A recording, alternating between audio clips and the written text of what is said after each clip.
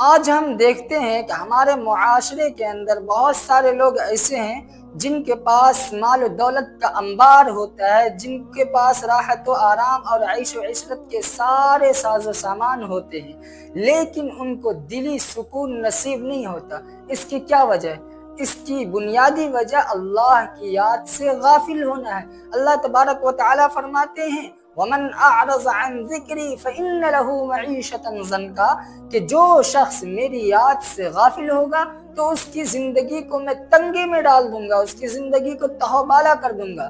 تو اس آیت سے پتہ چلا کہ اللہ کی یاد سے غافل ہونا یہ انسان کو بے چینی، بے سکونی اور بغض و حسد، لالچ وغیرہ کے اندر ڈال دیتا ہے۔ لیکن اس کے برعکس ایک شخص اللہ کو یاد کرتا، اللہ کے قریب رہتا ہے، تو اللہ کو یاد کرنے والا اور اللہ کے قریب رہنے والا تھوڑے پر بھی خوش اور مطمئن رہتا ہے۔ یہ آیت ہمیں یہ یاد دلاتی ہے کہ اصل کامیابی، اصل سکون اور اصل راحت و آرام صرف اور صرف اللہ کے ذکر میں ہے اور صرف اللہ کی اطاعت و فرما برداری میں ہے۔